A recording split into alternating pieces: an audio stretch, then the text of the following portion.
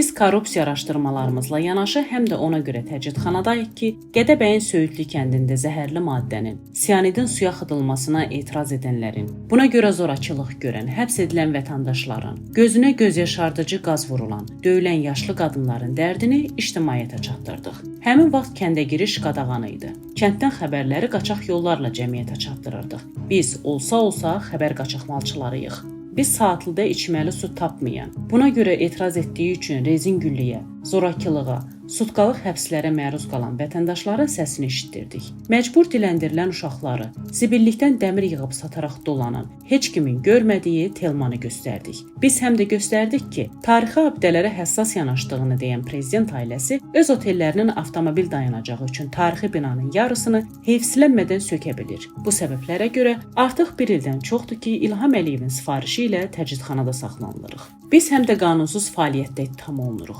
Necə ki 2013-cü ildə QHT-lər haqqında qanunu dəyişib, bu dəyişiklikdən sonra onlara qarşı repressiya başladıldısa, eyni şey indi Azad Mediaya qarşı baş verir. Bir neçə il öncə bu qanunu da dəyişib, daha irtica bir qanunla əvəzlədilər. İndi bu irtica qanunundan istifadə edib Azad Mediaya bizə qarşı repressiya həyata keçirirlər. Qanunilik, qanuni fəaliyyət belə olmur. Keyfi olaraq dəyişən, repressiya alətinə çevrilən heç bir qanun ali deyil, legitim deyil. Bu gün bizdən ittiham tərəfi reestr soruşur. Yeni irtica qanunla qəbul etdikləri icazəli media yaratmaq cəhdini qanuniləşdirməyə çalışırlar. Söhbət o qanundan gedir ki, Azərbaycanın sözdə vətəndaş olduğu insan haqları təşkilatları, beynəlxalq qurumlar dəfələrlə bu qanunun Azad Medianı boğma cəhdi olduğunu bildiriblər. Hətta Venesiya komissiyasının bu haqda rəyi də mövcuddur. Ona görə də indi bizi qanunsuz fəaliyyətdə ittiham edənlərə demək istəyirəm ki, bizi repressiyalara alət etmək üçün dəyişdiyiniz qanunlarla şərləyə bilməzsiniz. Biz universal prinsiplərin, ifadə və media azadlığının mövcudluğunu qorumağa çalışırıq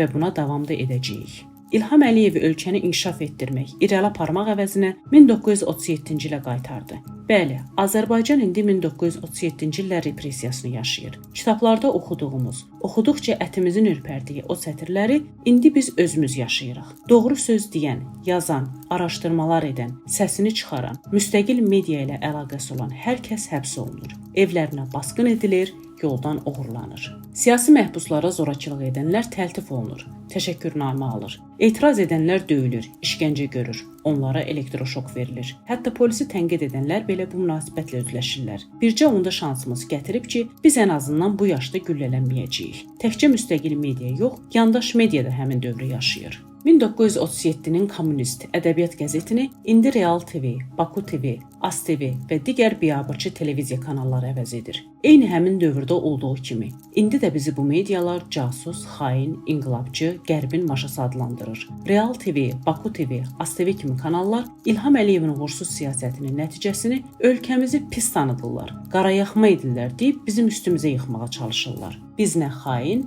nə casus, nə maşa, nə də inqilabçıyıq. Biz jurnalistik, fəxrlə deyirəm, olmalı olduğu kimi jurnalist. Yaltaqlanmadan, təbliğat, təşviqat aparmadan, sadəcə doğruları çatdıran, həqiqəti araşdırıb tapan jurnalistlər. Artıq hamıya məlumdur ki, İlham Əliyevə görə azad jurnalist olmaq, araşdırma etmək cinayətdir. O istəyir ki, bütün jurnalistlər Mir Şahin kimi, onun işçiləri kimi sadəcə ona tərif yağdırsın. Ona əvvəlcədən yazılmış, razılaşdırılmış sualları versin və axırda da yanında durub xatirə şəkli çəkdirsinlər. Bəs bu nəyin xatirəsidir? Xalqa xəyanətin, hökumətə sədaqətin xatirə şəklidir. Hökumət istəyir ki, həqiqət deyilməsin. Bu ölkə, burada baş verənlər bağlı qapılar ardında qalsın. Azad media əməkdaşı ona görə azadlıqdan məhrum edilib ki, o qapılar açılmasın. Biz o qapıları açmağı bacarmışıq. Biz o qapıların nəfəsliyi olmuşuq və o nəfəsliyin bağlanmaması üçün əlimizdən gələni edəcəyik.